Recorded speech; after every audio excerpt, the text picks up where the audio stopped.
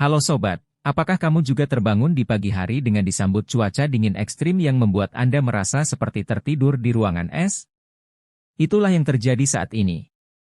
Mari kita bahas bersama bagaimana fenomena cuaca ini bisa terjadi. Seperti biasa, bila Anda menyukai video ini, klik subscribe dan bagikan ke teman-teman Anda bila Anda menyukainya.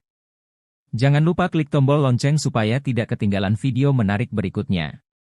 Indonesia yang dikenal dengan iklim tropisnya memiliki dua musim utama, yaitu musim hujan dan musim kemarau.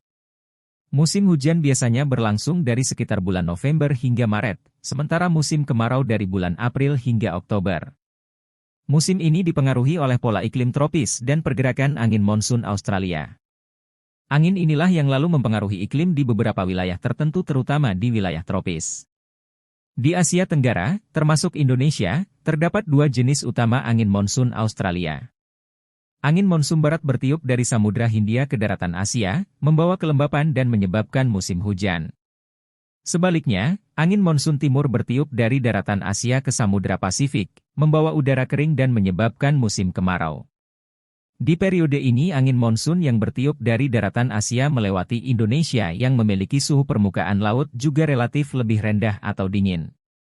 Angin bersifat kering dan membawa sedikit uap air, apalagi saat terjadi di malam hari yang mencapai suhu minimumnya.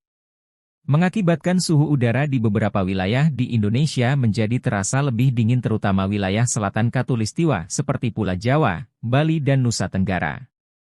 Bahkan dicatatkan suhu di dataran tinggi seperti Dieng mencapai suhu 1 derajat pada tengah malam. Puncak fenomena suhu ekstrim ini terjadi pada bulan Juli hingga Agustus. Selain dipengaruhi oleh monsun Australia, fenomena tersebut juga disebabkan oleh faktor-faktor seperti posisi geografis, kondisi topografi, ketinggian wilayah, dan kelembapan udara yang cenderung kering. Di samping itu, antara bulan Juni hingga Agustus, sinar matahari berada pada posisi terjauh dari Indonesia, khususnya di bagian selatan Khatulistiwa.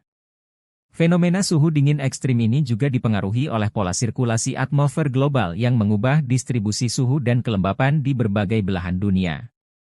Selama bulan-bulan ini, adanya tekanan tinggi yang mengendap di sekitar wilayah Indonesia turut memperburuk kondisi cuaca dengan memperkuat efek pendinginan.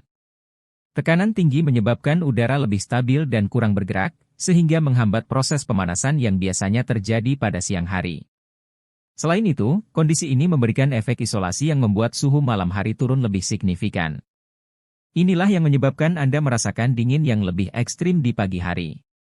Fenomena cuaca dingin ekstrim yang kita alami saat ini adalah hasil dari kombinasi faktor-faktor meteorologi yang kompleks, termasuk pengaruh monsun Australia, posisi geografis, kondisi topografi, dan pola sirkulasi atmosfer global. Semua faktor ini bersatu untuk menciptakan suhu yang lebih rendah dari biasanya, terutama pada bulan-bulan tertentu seperti Juli dan Agustus. Dengan pemahaman ini, kita bisa lebih siap menghadapi perubahan cuaca dan mengadaptasi aktivitas sehari-hari sesuai dengan kondisi yang ada. Jangan lupa untuk menjaga kesehatan tubuh Anda dengan mengenakan pakaian hangat dan menjaga asupan makanan yang bergizi selama cuaca dingin ini. Pastikan juga untuk memantau informasi cuaca terkini agar Anda dapat beradaptasi dengan baik. Jika Anda merasa video ini bermanfaat, jangan lupa untuk klik tombol like, subscribe, dan bagikan kepada teman-teman Anda. Tekan juga tombol lonceng agar Anda tidak ketinggalan video-video menarik kami berikutnya. Terima kasih telah menonton, dan sampai jumpa di video selanjutnya.